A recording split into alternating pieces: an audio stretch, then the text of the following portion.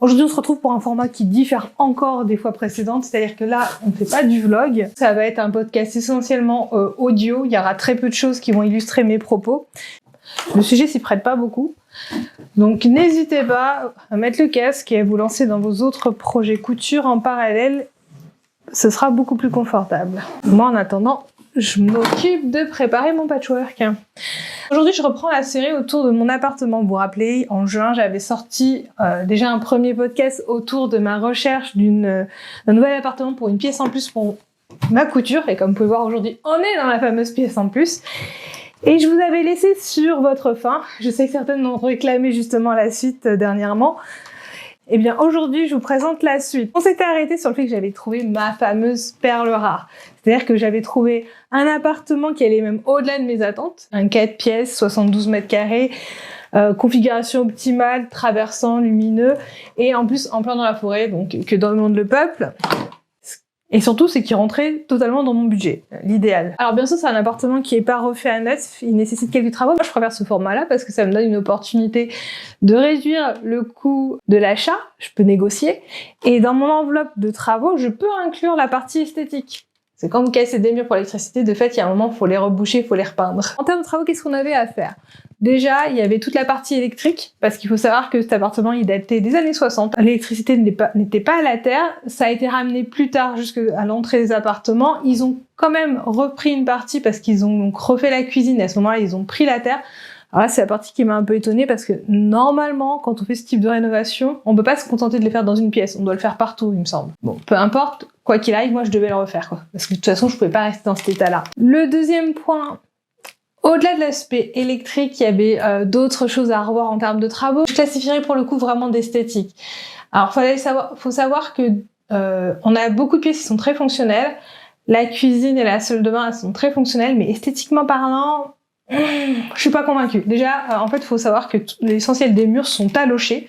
Je sais que c'était à la mode dans les années 2000, mais là, le fait que ce soit taloché en plus dans des couleurs marron, non, pour moi personnellement, ça passait plus. Donc en plus, c'est chiant parce que quand c'est taloché, c'est-à-dire qu'il faut réenduire les murs pour les relisser.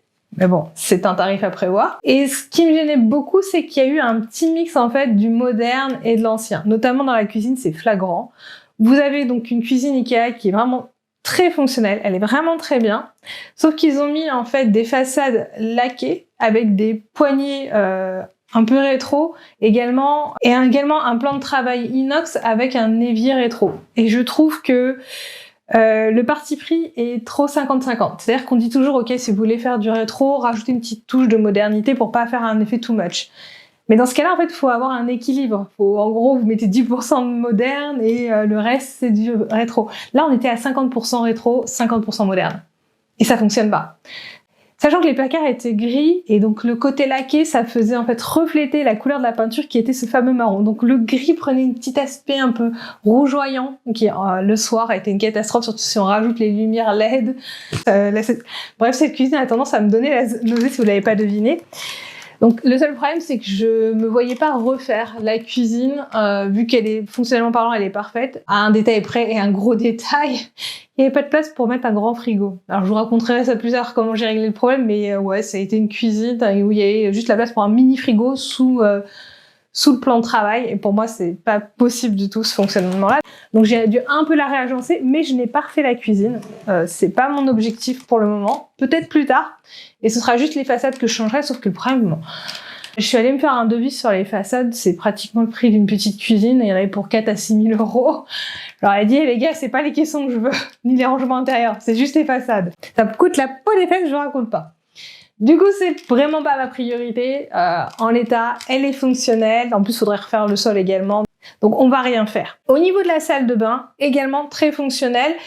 Là, il n'y a même pas trop de faute de goût en soi. Elle est toute blanche, avec un petit côté bois qui lui donne le côté marin. Ça passe. Ce qui me gêne seulement, c'est que c'est une baignoire. C'est vrai que j'ai tendance à préférer les douches. Mais je vais pas changer non plus. Et surtout, c'est que j'ai pas le budget pour tout faire. Donc mes priorités, ça restait donc essentiellement refaire tous les murs. Donc ce petit talocher qu'on trouve dans les 3/4 des pièces, c'est mort. L'électricité, donc ça c'est parfait. Quand vous encastrez l'électricité, vous êtes obligé de péter les murs.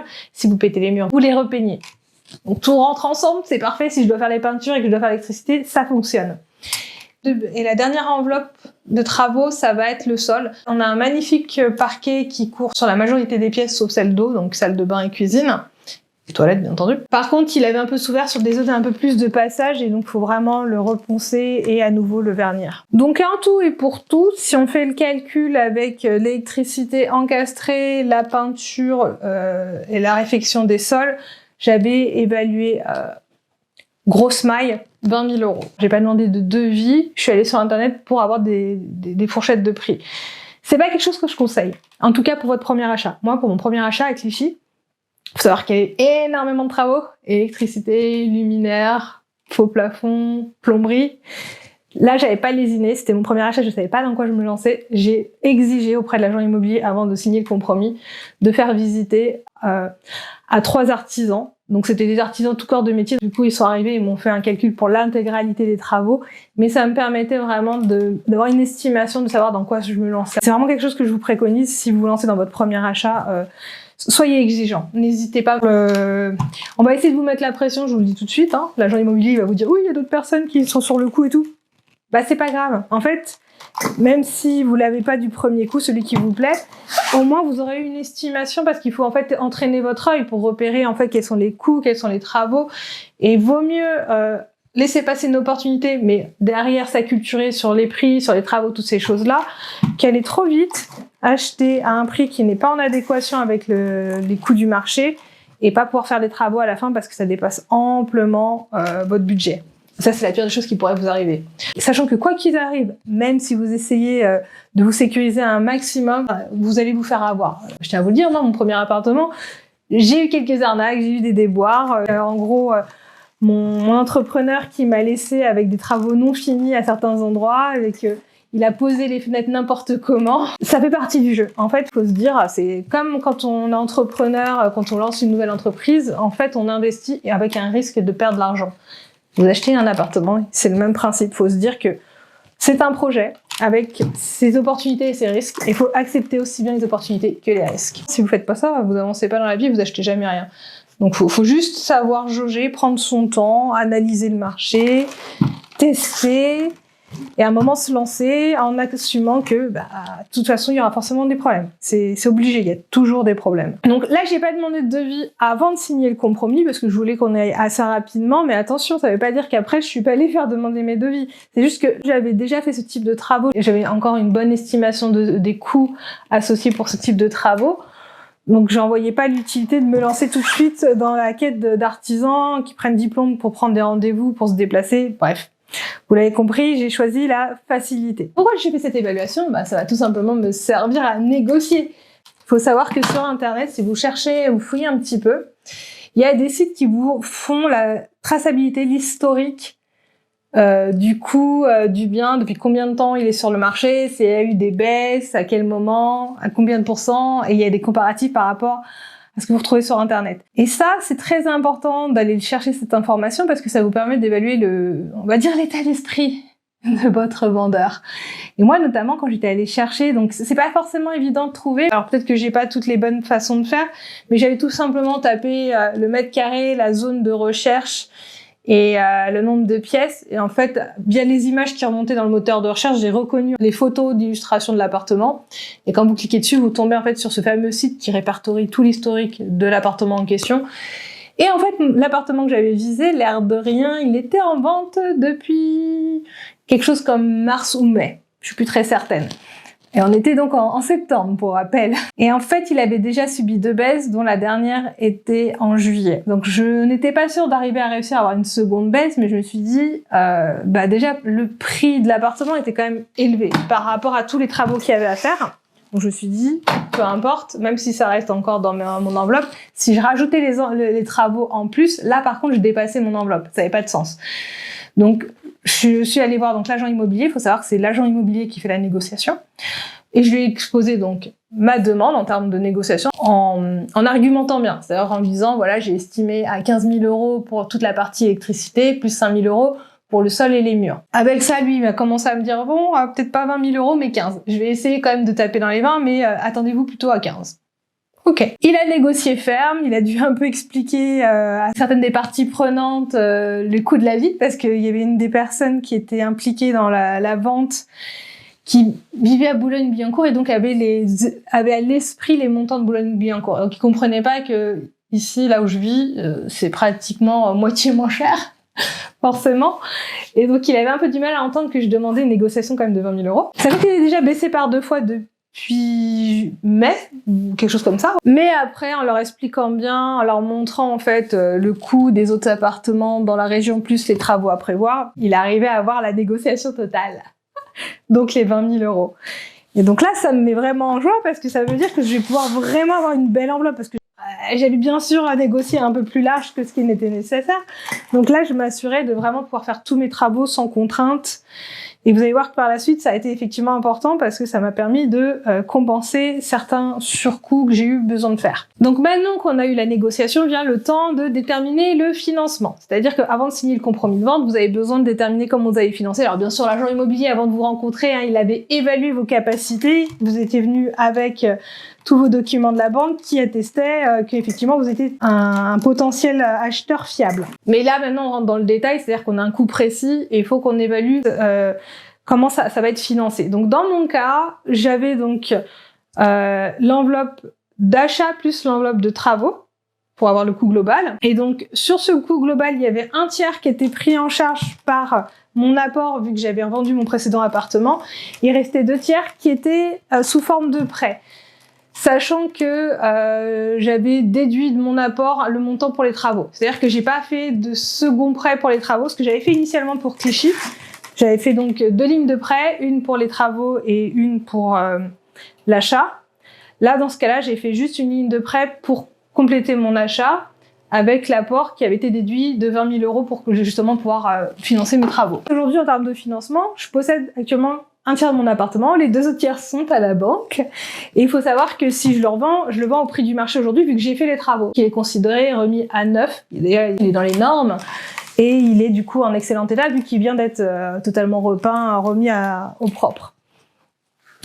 Et c'est en ça que c'est important de bien négocier parce qu'en fait quand vous faites votre négociation, donc vous évaluez les coûts des travaux, il faut que quand vous associez le coût des travaux plus le coût d'achat, ça représente le prix du marché au plus haut.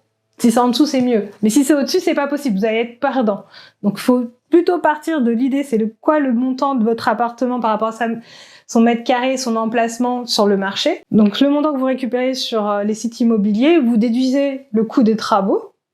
Et vous voyez si c'est négociable. Si par exemple vous êtes sur un marché qui est à 310 000, que derrière le vendeur il se met à 300 000, mais qu'en réalité vos travaux vous en avez pour 50 000 euros, en fait si vous rajoutez les travaux, vous êtes à 350 000, c'est pas intéressant, vous êtes au-dessus du marché.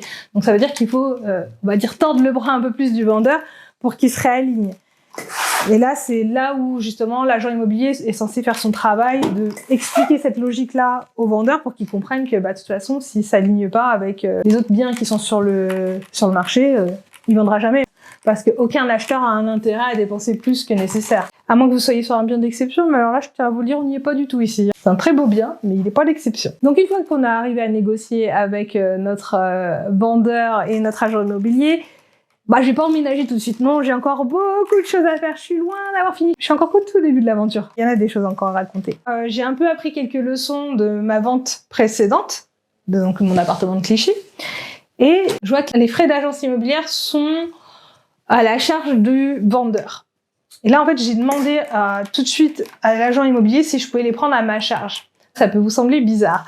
Mais en fait, il faut savoir une chose, que les frais d'agence immobilière soient à la charge du vendeur ou à la charge de l'acheteur, ça change rien, vous, en tant qu'acheteur, vous les payez toujours. Parce qu'en fait, ils vont réadapter le prix en fonction de est-ce que c'est à la charge du vendeur ou pas, tout simplement. Ils vont augmenter ou vont baisser le prix. Et donc, si c'est pas à la charge du vendeur, le coût baisse, mais vous payez à nouveau l'argent. Par exemple, dans mon cas, c'était 13 500 € les frais d'agence immobilière. Je suis passée peut-être un peu trop rapidement sur cette explication. En gros, quand on vend un appartement, le coût du bien, on vous indique souvent frais d'agence à la charge du vendeur. Et par exemple, si on reprend le montant de 300 000 € du bien, en réalité, dans les 300 000, il y a une partie qui va être déduite par le vendeur et qui vont être rendus à l'agent immobilier. C'est-à-dire que c'est ça qu'on entend par les frais d'agence à la charge du vendeur, c'est-à-dire que c'est lui qui va donc prendre une partie de l'argent que vous lui donnez pour les redonner à l'agent immobilier. À l'inverse, si on dit que c'est à la charge de l'acquéreur, le montant va être déduit. On va pas vous dire oui, c'est 300 000 euros. Non, non, ça va être dans ce cas des 300 000, on va le déduire des 13 500, donc on va se retrouver à 286 500, c'est ça? Donc, dans les deux cas, vous les payez. C'est-à-dire que soit c'est dans l'enveloppe globale à 300 000, soit ça va être en plus de l'enveloppe. Donc c'est juste une façon d'afficher le prix, mais vous, dans les deux cas, vous les avez payés. Vous avez toujours payé les 13 500 euros. En tant qu'acquéreur, quelle que soit la façon dont va être pris en charge les frais d'agence immobilière, vous les sortez de votre poche. Donc, fort de ce constat-là, j'ai demandé à ce que ce soit moi qui prenne en charge les frais d'agence immobilière. C'est-à-dire que sur mon montant global, maintenant, une partie de cet argent, ce sera officiellement moi qui les prendra en charge. Donc, en gros, on a déduit du montant initial 13 500 euros. Mais je les paye toujours. Ça change rien en termes de paiement. On a scindé en deux enveloppes ce prix global, le coût du bien immobilier et les coûts des frais d'agence immobilière. Donc si ça change pas le prix, pourquoi faire ça? En fait, vous y gagnez par rapport par la suite sur l'assiette, le calcul de votre taux d'imposition sur l'achat. C'est-à-dire que le notaire il va calculer que le montant réellement de l'achat. Donc si vous prenez vous, en tant qu'acheteur, les frais d'agence immobilière, il est obligé de déduire cet argent. C'est-à-dire que sur mon projet global d'achat, il y a au moins 13 500 euros qui ont été enlevés et il a fait son calcul, donc c'est 8,5%, quelque chose comme ça, sur mon enveloppe moins les 13 000 euros. Ce qui fait une sacrée déduction. Attendez, je vais vous la calculer, je suis curieuse de savoir combien ça fait. Donc si je fais 8%, sur le tarif global, on a 23 600 euros. Ça, c'est votre imposition sur votre achat. 23 600 euros à 8%. Est-ce que c'est vraiment 8%? Je suis pas sûre. Et si j'enlève donc la déduction des 13 000 euros, alors attendez, multiplié par 8%, on est à 20 000 euros. J'économise pratiquement 3 000 euros. Donc c'est pas négligeable. Hein. Alors, pour les frais d'agence, pour pouvoir les prendre à votre charge, ça veut dire que vous les avez en cash, ça doit pas être issu d'un prêt. C'est super important ce point-là. Donc moi justement, je m'étais organisée en question sur mon apport, j'avais donc déduit les travaux, mais également les frais d'agence.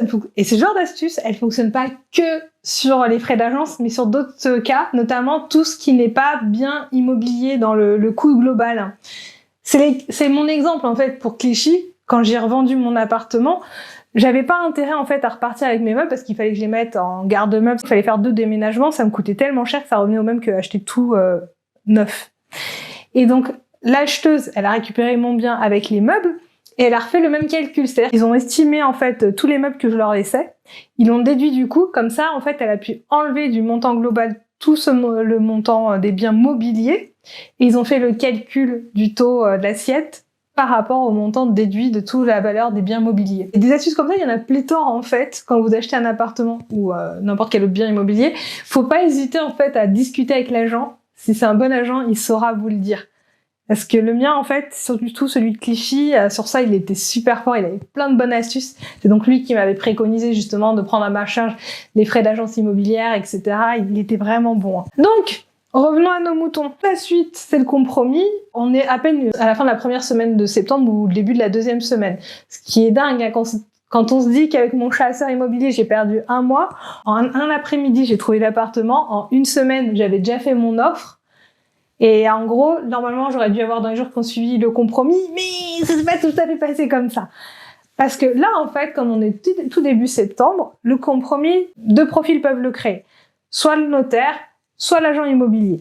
Donc initialement, on dit ok, on va demander au notaire de le faire, de préférence, sauf que les jours passent, au bout d'1 semaine, toujours pas de nouvelles, on relance, on dit bon, c'est toutes les vacances, rien, toujours pas de nouvelles, et au bout d'un moment, en fait, même l'agent immobilier, il commençait à s'impatienter, parce qu'il faut pas rêver, l'agent immobilier, il gagne de l'argent qu'une fois que vous avez signé. Donc plus vous patientez, plus il perd pas de l'argent, mais bon, c'est compliqué pour lui aussi. Donc là, forcément, au bout d'un moment, on échange avec l'agent immobilier, et il me dit, je peux faire le compromis si vous voulez. Parce que, en gros, même l'agent immobilier est habilité à le faire. Tant que la notaire relie derrière, il n'y a pas de problème. Donc, ils contactent le notaire en leur demandant est-ce que vous voulez que je le fasse, ce sera plus simple. Et là, le notaire leur dit oui, allez-y, on croule sous les dossiers. Les mecs, vous auriez pu nous le dire dès le départ. L'agent immobilier, il attendait que ça. Hein. Au début, c'était déjà proposé à la base. On a juste dit ok, c'est le notaire, c'est mieux. Mais en fait, C'était inutile d'attendre. Donc ça y est, le compromis est enfin rédigé grâce à l'agent immobilier. Lui, il nous a fait ça en 48 heures, illico presto, c'était nickel. Le rendez-vous a été pris. On se retrouve à l'agence immobilière quelques jours plus tard avec un des représentants des vendeurs.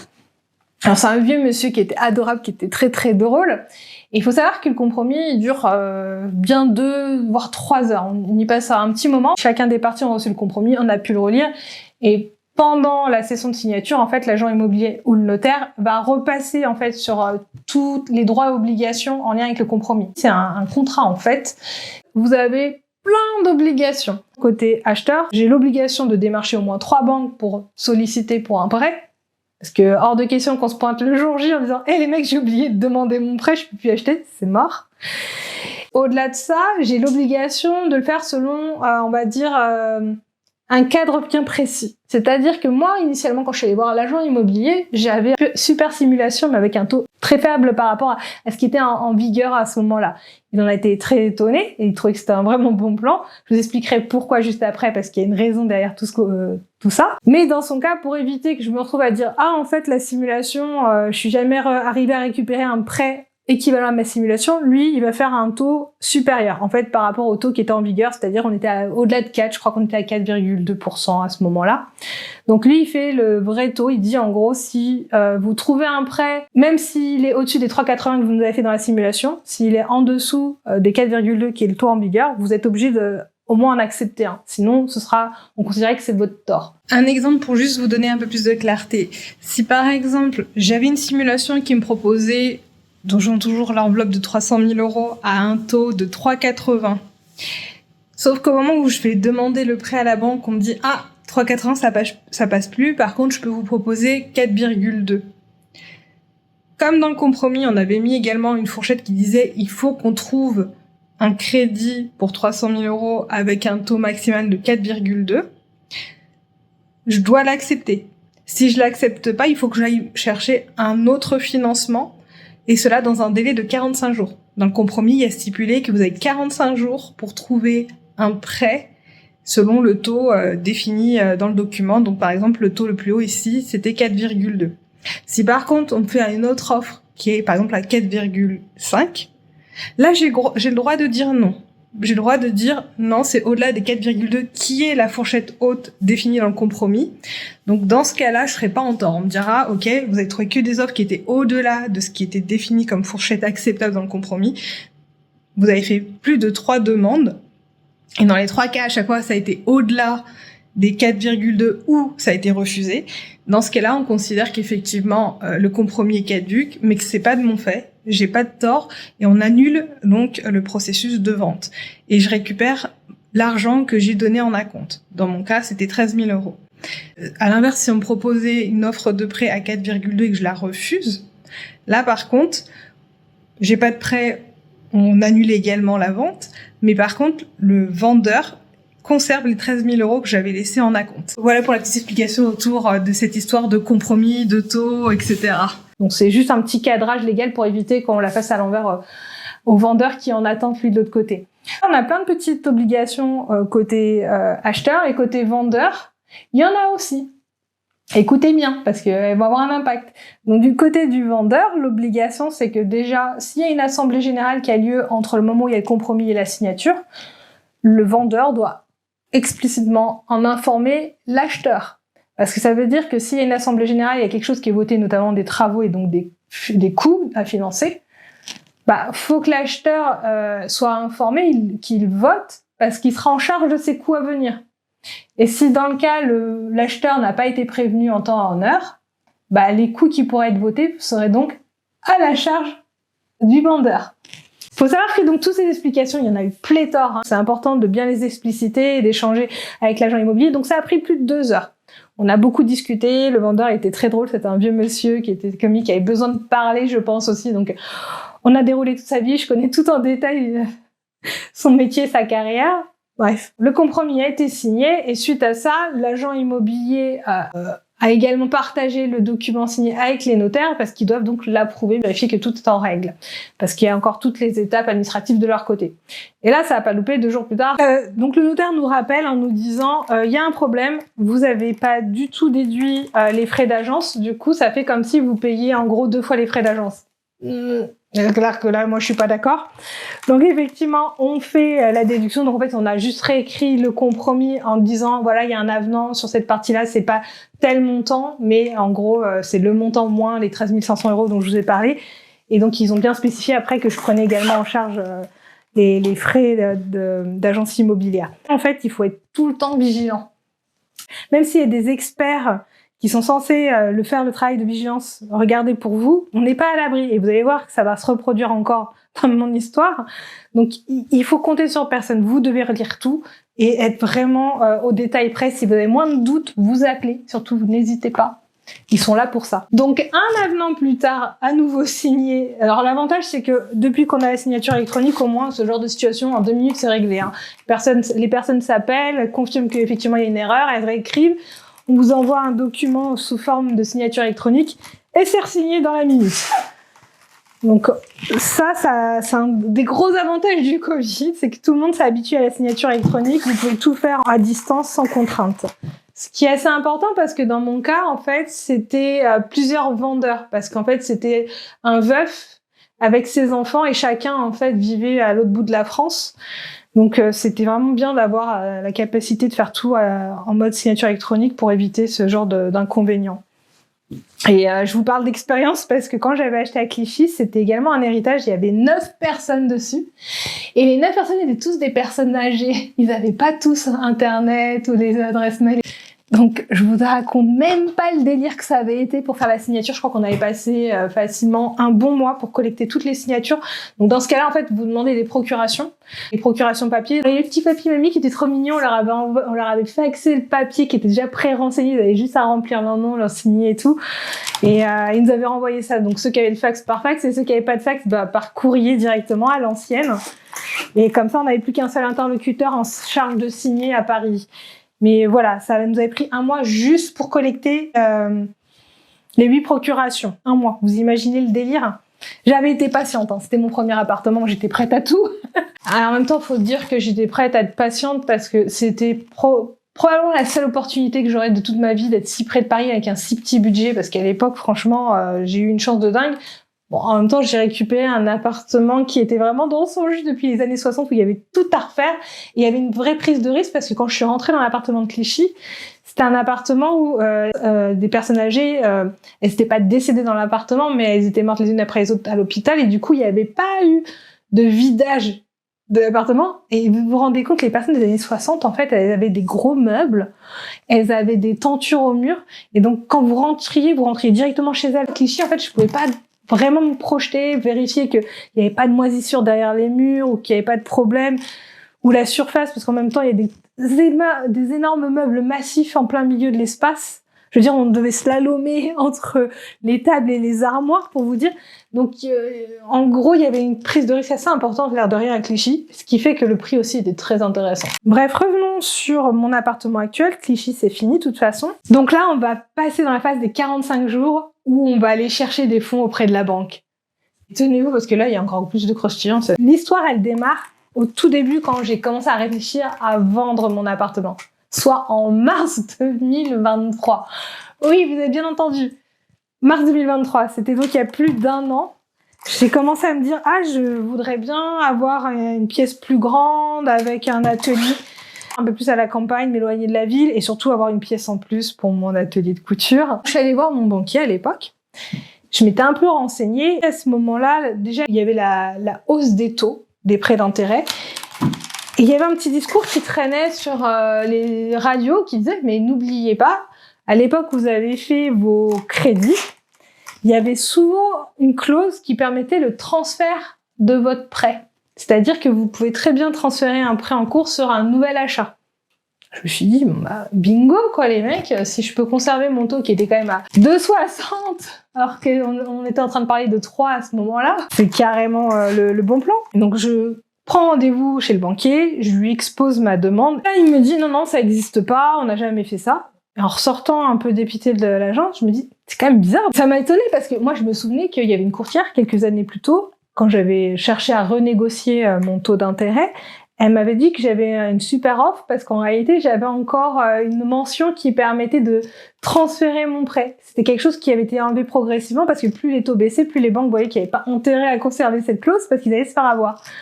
Donc sur ce, je rentre chez moi et je sors tout mon contrat, je le dépiote et je finis par trouver la mention qui dit clairement que oui, j'ai bien une clause qui me permet de transférer mon prêt.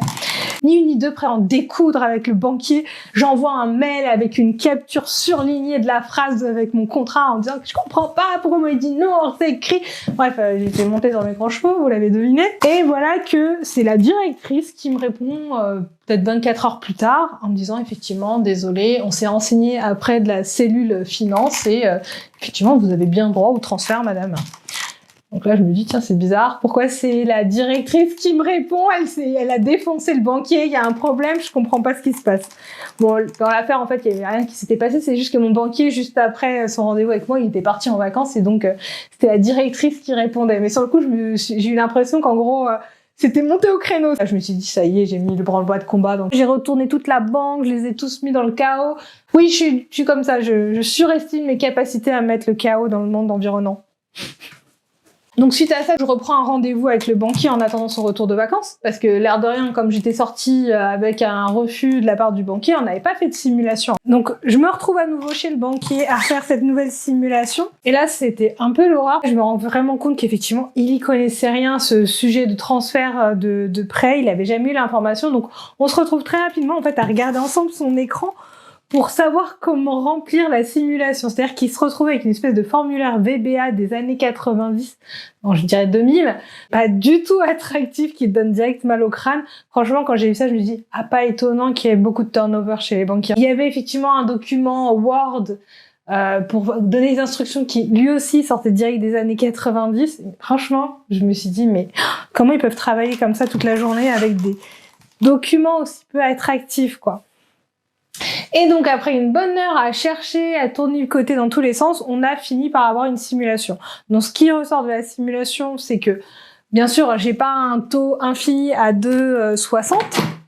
En gros, le taux, il est calculé en fonction du prorata restant. C'est-à-dire que moi, j'avais fait initialement un prêt de 25 ans, j'avais déjà vécu 8 ans, donc remboursé 8 ans sur ce prêt. Il me restait donc 17 ans sur le prorata en termes du montant. Dans les grandes lignes, en fait, ce qu'on me proposait, c'était un prêt de 50 000 euros à 2,60, ce qui est franchement bien. Pour l'époque, c'était vraiment énorme. Et bien sûr, je pouvais pas me contenter d'avoir un prêt à 50 000. J'avais donc un prêt complémentaire pour me donner une enveloppe globale maximale qui, lui, donc le prêt complémentaire était au taux en vigueur. Et encore, même là, il m'avait fait une petite négociation. Donc, je partais avec une enveloppe qui était plutôt, je vais pas dire volumineuse, mais au-delà de mes espérances. Donc, j'étais très, très contente. Sauf que bon, il peut pas m'éditer le document. Alors là, ni une ni deux, je me dis, ok, il peut pas me faire la simulation parce que c'est pas un truc officiel. Donc, je m'empresse en rentrant de lui envoyer un mail de confirmation de toutes les informations qu'il m'a données. Ayez toujours des traces écrites quand vous avez ce genre d'échange avec une administration qui peuvent pas vous attester ou vous donner un document quel qu'il soit. Ça peut vous servir. Bref, j'ai vraiment essayé de sécuriser au maximum à travers différents échanges écrits avec le banquier pour être tranquille. Notamment le fait qu'il m'a assuré d'avoir un certain taux en deçà de ce qui est dans les taux en vigueur. Ces échanges ont lieu en mai. Et je lui annonce que je suis en train de vendre mon appartement, donc normalement, une fois que je l'ai vendu, ça devrait se faire assez rapidement la recherche, et donc j'avais une estimation de demander un prêt autour de septembre. Mon banquier me dit, si vous passez en septembre, c'est bon, j'ai encore une bonne enveloppe, je vous assure que je vous le valide avec le fameux taux super intéressant que je viens de vous proposer. Donc déjà, ça, j'étais contente. Moi, c'est quelque chose dont j'étais très sensible parce que j'ai eu une expérience assez difficile lors de mon premier financement pour l'achat de Clichy. C'est-à-dire que ça faisait plus de 10 ans que j'étais dans ma banque à ce moment-là. J'avais pas les comptes les plus parfaits, quelques petits découverts à droite, à gauche, j'étais pas forcément la plus régulière, mais après, pas des gros excès. J'avais des rentrées d'argent régulières, pas de souci. Sauf que le jour où j'ai demandé mon prêt, j'avais beau avoir un dossier fiable, c'est-à-dire que j'étais en deçà des 27% d'endettement, j'avais un CDI depuis plusieurs années qui était fiable et qui en plus avec des augmentations régulières en termes de salaire. Bref, tout se présentait positivement et à notre grosse surprise, j'ai reçu un reçu.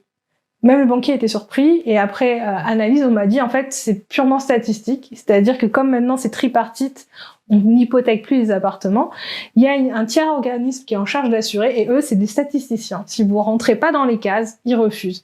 Et en gros, d'après ce que j'ai compris, comme moi j'étais célibataire, que mon compte n'avait pas été parfait pendant 8 ans, ça coupe direct. Ils disent non. Ils cherchent pas. Même si c'est un super dossier, ils cherchent pas, ils disent non. Autant vous dire que quand j'étais à Clichy, j'ai été super réglo pendant les 8 ans. En fait, à chaque fois, dès que j'avais moins de petits écarts sur mon compte courant, je basculais tout de suite de l'argent que je livrais vers le compte courant. J'ai essayé d'avoir les meilleurs rapports avec mon banquier en prenant des nouvelles, en négociant avec lui pour lui montrer que j'étais vraiment très attentive. J'ai limité au maximum toute forme de prêt, bien entendu, et quand j'en faisais, c'était toujours des 3 ou 10 fois sans frais pour que ce soit le moins visible sur le compte en banque. Après, sur les 8 ans, ils vont pas être non plus au cordeau à regarder sur les 8 années au moment de la demande de dossier, mais ça a juste donné une bonne impression à votre banquier. C'est quand même primordial parce que si il vous a à la bonne, il va vous faire des efforts comme le mien. Là, il a fait des efforts, il m'a donné une petite baisse sur le taux. Et si vous connaissez pas, il y a peut-être moins de chances qu'il le fasse. Donc dans mon cas, vers mai, quand j'ai commencé à vendre mon appartement, je savais que c'était la période où j'allais rentrer dans la phase de recherche, j'ai assaini au maximum mes comptes. Faut savoir qu'ils regardent les comptes sur les 3 derniers mois au moment où la demande de l'obtention du prêt. Et donc, moins vous avez d'abonnements, moins vous avez de prêts. Donc moi, j'avais un prêt sur 24 mois pour l'achat de mon Mac. Donc ça, justement, hop, j'ai pris un peu d'argent que j'avais mis de côté, j'ai épuré au maximum. Tous les petits abonnements, Netflix, etc., j'ai essayé de tout compiler sur une autre carte, comme ça, c'est vraiment invisible. Donc c'est plein de petites astuces qui font que ça va vraiment permettre de faciliter le passage de votre demande de prêt parce que vous aurez les comptes les plus assainis possibles, quoi. Et bien sûr, si vous avez un livret, quelque chose qui est rempli, ça rassure toujours votre banquier, ça va de soi. Et donc pour finir sur l'histoire de Clichy, donc j'ai pas eu ma première demande de prêt, or que tout semblait être les feux verts. J'ai rattrapé le tir tout simplement grâce à mes parents. C'est là où je vous dis, avoir des bons rapports avec vos banquiers sont essentiels. Mes parents, ça faisait 30 ans qu'ils étaient dans la même banque, ils s'entendent très bien avec leur banquière depuis des années. La chance voulait qu'en plus, leur banquière, c'était l'adjointe de l'agence, donc je pense qu'elle avait un petit peu plus de pouvoir pour pouvoir faire avancer les choses. Donc en moins d'un mois, elle avait pu traiter mon dossier, ça avait été réglé, mais c'est ça qui m'a sauvée. Essentiellement, les bonnes relations de mes parents avec la banque. Arrivé en août, l'appartement vient d'être vendu. On est le 9 août, je récupère l'argent sur mon compte, et là je suis en mode, je fais quoi? Je dois arrêter le prêt, sachant que j'ai un transfert, est-ce que je dois le solder? Est-ce que je dois le conserver jusqu'à ce que j'ai acheté un nouvel appartement? Pas beaucoup d'informations, j'envoie un message à mon banquier, pas de nouvelles. Donc là, forcément, grosse panique, j'étais chez mes parents à ce moment-là, donc hop, bingo, je vais directement à l'agence de mes parents, donc cette première agence qui m'avait initialement sauvé lors de mon premier prêt. Je déboule donc dans le bureau d'une des conseillères et là, via le réseau social interne, elle me dit « Mais non, votre banquier, il est pas en vacances, je le vois, il est en vert. » Allons-y qu'on le contacte directement. Pas du tout en mode forcing avec ça. Et donc après qu'on ait discuté ensemble, qu'il est décrété, ok, on va clôturer le prêt et l'argent va être transféré sur le livret en attendant l'achat du nouvel appartement. Ok, tout se passe bien. Encore une fois, je fais un mail pour confirmer la bonne compréhension de la demande, etc. Et tout se fait ensemble, nickel. Avance rapide, compromis est signé. Je prends un rendez-vous à distance, donc en mode téléphonique avec mon banquier pour qu'on fasse le dossier ensemble. Donc tous les documents sont là, on commence à remplir, on fait tout, nickel. Et quelques jours plus tard, il me rappelle. Et là, il me dit désolé, mais j'ai une mauvaise nouvelle, il y a eu une erreur d'interprétation concernant l'histoire du transfert de prêt. Pour que ce soit valable, le transfert de prêt doit être concomitant. C'est-à-dire qu'au moment où on vend, j'aurais dû acheter tout de suite, le jour même. Et en plus, il aurait fallu que j'avance le cash pour qu'on puisse derrière transférer le prêt. Et si vous réfléchissez, vous me dites, mais ça n'a pas de sens. Parce que si je vends et j'achète et en plus je transfère, à quel moment j'ai besoin du prêt finalement? Et il n'y a pas le besoin. Ils ont tourné cette offre de manière à ce que ce soit pas tenable. En fait, c'est plus pour déroulement, c'est-à-dire quand vous avez par exemple beaucoup d'appartements, que vous faites de l'achat-vente perpétuellement et que vous avez un fonds de roulement, mais que vous voulez pas l'utiliser, le bloquer dans un bien immobilier, C'est vous avancez l'argent, le temps de débloquer le prêt prend le relais, vous récupérez votre argent. En fait, c'est une sorte de fonds de roulement. Ça ne marche que pour les gens qui vont justement faire beaucoup d'achats immobiliers, mais pour quelqu'un comme moi, qui avait vraiment besoin d'un prêt parce que j'ai pas le cash, c'était pas possible. Donc du coup, voilà qu'on m'annonce que, désolé, l'histoire des 2,60 sur les 50 000 euros, c'est pas tenable. Donc ce qu'il fait, c'est qu'il va renégocier en fait le prêt, mais encore en deçà de ce qu'il m'avait prévu initialement, en me disant bah c'est un peu l'erreur de la banque, on vous a mal conseillé. Donc déjà, je tiens à dire voilà, mon banquier sur ce niveau-là, il a été vraiment honnête, il me l'a pas fait à l'envers, il a assumé les torts. Ils ont fait un prêt qui était en deçà des taux, on va dire acceptables pour la banque, ce qui fait qu'il a fallu donc faire passer mon dossier en commission. Et là encore, on est passé dans une phase d'aller-retour. Je pense que c'était tous les soirs. J'étais en contact avec mon banquier, il me donnait des nouvelles, il me disait où est-ce qu'ils en étaient. Il y a eu toute une phase de négociation. Donc là encore, je vous dis, bien s'entendre avec son banquier fait toute la différence parce que c'est vraiment mon banquier en fait qui a défendu mon dossier. Et en plus, même à un moment, ils ont failli faire capoter en disant mais est-ce qu'elle l'a fait à la telle date? Est-ce qu'il y a des preuves qu'elle est pas en train d'essayer de nous la faire à l'envers parce qu'il y a eu une dernière hausse des taux qui venait d'arriver au moment où je passais en commission. Et donc, le fait d'avoir des écrits a bien aidé parce qu'il a pu présenter tous nos écrits, tous nos échanges en disant non, regardez. Elle a bien signé son compromis à telle date et on a bien des échanges depuis mars sur ce sujet. Et donc ça, c'est pour ça que je vous dis, les traces écrites, ça vous sauve la mise. Parce que tout ça, c'est ce qui a permis d'appuyer mon dossier. Et en fait, à la fin, ils n'ont pas validé le taux le plus bas qu'avait proposé le conseiller bancaire parce qu'en fait, ça revenait encore plus bas que s'ils m'avaient fait les 2,60 sur 50 000 et l'autre taux. Donc ils ont rééquilibré pour avoir à peu près l'équivalent que si j'avais passé mon transfert normalement. Donc je m'en suis sortie, mais au final ça m'a pris je pense 3 semaines sur tous les allers-retours depuis le moment du compromis. Et alors que c'était un dossier qu'on pensait qu'il allait être rapide en 10 jours, hein, pour vous dire. Mais ça valait le coup parce que finalement voilà, le taux est passé en moins de 30 jours, donc je suis en deçà des 45 jours. Ok, maintenant qu'on a le prêt, il est temps de passer à l'acte de signature. C'est l'acte de vente définitif qu'on appelle ça. Ça s'est presque passé comme sur des roulettes jusqu'à une semaine avant. C'est-à-dire qu'en gros, entre le moment où j'ai eu mon prêt, il y avait à peu près 1 mois de battement, le temps de trouver une date, que tout le monde s'organise. Donc là, tout roulait sur les roulettes. Limite, moi, j'étais en mode enfin, je vais pouvoir respirer parce que je vous assure que j'ai passé pratiquement un bon mois en mode hyper tendu. Donc là, je me retrouve un petit mois tranquille ou bilou. Bien sûr, vous inquiétez pas, je me suis pas endormie sur mes lauriers, j'étais en train de chercher des artisans à ce moment-là. Je vous rappelle que n'ayant pas finalement fait appel au chasseur immobilier qui fait les travaux, ça veut dire que l'étape suivante, les travaux, ce sera moi qui sera le chef de chantier. Donc j'ai passé bien 1 mois à chercher donc des artisans, à me renseigner, à faire des devis et m'organiser en l'occurrence. Et là, tout aurait pu se finir là assez facilement, mais non. 1 semaine avant la signature, on me contacte en me disant est-ce que vous êtes informé qu'il y a une assemblée générale qui a lieu dans 3 jours? What? Non, je ne suis pas au courant. Et autant vous dire, je vais pas me déplacer dans 4 jours à Bubblewade pour faire l'assemblée générale. De toute façon, c'était trop tard le document, parce que vous devez recevoir en fait le PV de l'assemblée générale 1 semaine avant pour pouvoir éventuellement vous positionner, prendre information et donner vos directives en termes de vote si vous êtes en procuration. Donc là, c'était mort. Donc là, je suis en panique en train de me dire, ça y est, ça va encore tomber à l'eau, on va devoir attendre encore 3 semaines de plus et tout. Là, le notaire me rassure, me dit non, vous inquiétez pas. On va juste évaluer le coût des travaux qui potentiellement va être voté à l'Assemblée Générale.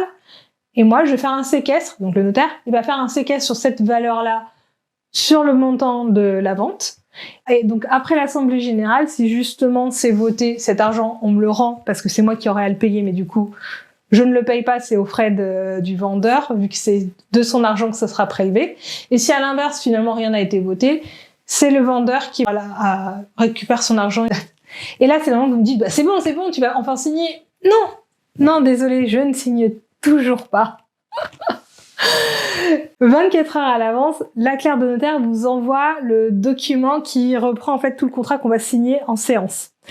Si vous êtes tatillon, vous allez relire chaque ligne minutieusement pour vérifier qu'il n'y a pas d'erreur dans les adresses, dans les noms, tout ça. D'ailleurs, quand il vous envoie le document, il vous demande de vérifier vos noms, adresses, tout ça.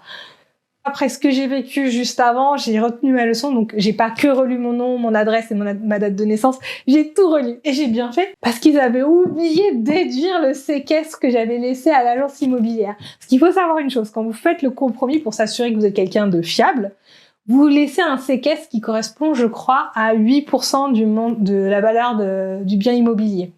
Soit 13 000 € encore une fois, qui n'a rien à voir avec les frais d'agence immobilière. Hein. Ça, c'est encore un séquestre, c'est un montant, c'est une sorte d'acompte déduit du montant final.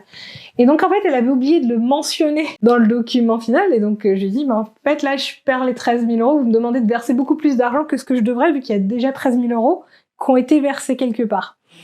Donc, bien m'en a appris, je m'en suis rendu compte genre le soir à 20h. J'ai eu juste le temps de lui envoyer un mail. Dès le lendemain matin, c'était rectifié. Je viens de réaliser que je m'en mêle un peu les pinceaux. En même temps, ça remonte à pratiquement 8 mois. C'est normal que j'ai pas tout en mémoire. En fait, avant de faire la signature définitive, quelques jours avant, vous devez envoyer le virement final sur le compte du notaire pour que lui-même fasse le transfert par la suite après la signature. Et donc, dans l'ordre de virement, quand j'ai fait les calculs, je me suis dit, c'est bizarre, ça me semble plus élevé que ce que j'avais estimé. Et en fait, en faisant le calcul, je me rends compte qu'effectivement, il n'avait pas déduit le séquestre que j'avais déjà payé auparavant auprès de l'agence immobilière. Donc, je les ai rappelés, je leur ai stipulé que j'avais déjà versé 13 000 €, qu'il fallait qu'ils déduisent du montant final. Sinon, j'allais me retrouver à payer 13 000 € supplémentaires. Et donc, une fois la rectification faite, j'ai pu faire mon virement avec le bon montant. C'était pas dans l'acte de signature finale, c'était dans le virement au préalable à la signature. Mais d'où l'importance d'être vigilant. Même si toutes ces personnes, elles font très bien leur travail, elles sont vigilantes, elles ont 25 dossiers en même temps. On n'est pas à l'abri d'une erreur. En plus, moi, comme j'ai manipulé dans tous les sens les chiffres en mode, je prends les frais d'agence, mais là, il y a un séquestre, mais là, il y a aussi un séquestre qu'on doit faire sur le vendeur. Il y avait des gros risques au final. Donc, c'est pour ça que, voilà, dans ce genre de situation, vous devez vous aussi être aussi vigilant que tous les professionnels qui vous entourent pendant cette étape-là. Et donc nous voilà enfin le jour J chez le notaire. Alors en visio, c'est-à-dire que moi j'étais chez mon notaire à Clichy et les vendeurs étaient chez leur notaire vers Rueil-Malmaison si je me trompe pas. Tout s'est fait en visio. En plus, c'était génial, comme mon agent immobilier était venu avec moi à Clichy, il m'a ramené en voiture directement dans mon nouveau chez moi. J'ai pu tout de suite rentrer dans l'appartement et me projeter. Et là, c'est le début de la dernière phase. Les travaux. Non, parce qu'avoir les clés, ça suffit pas. Je peux toujours pas dormir dans cet appartement, pas dans cet état en tout cas. Je vous propose qu'on se retrouve après-demain pour que je vous relate tous les travaux. Parce que là encore, il y a plein d'anecdotes. Bon, j'espère que ça vous a intéressé. Moi, je vous fais des bisous et je finis mon patchwork parce que j'avance vraiment pas. Visiblement, je suis pas capable de faire deux choses en même temps. Allez, bisous bisous.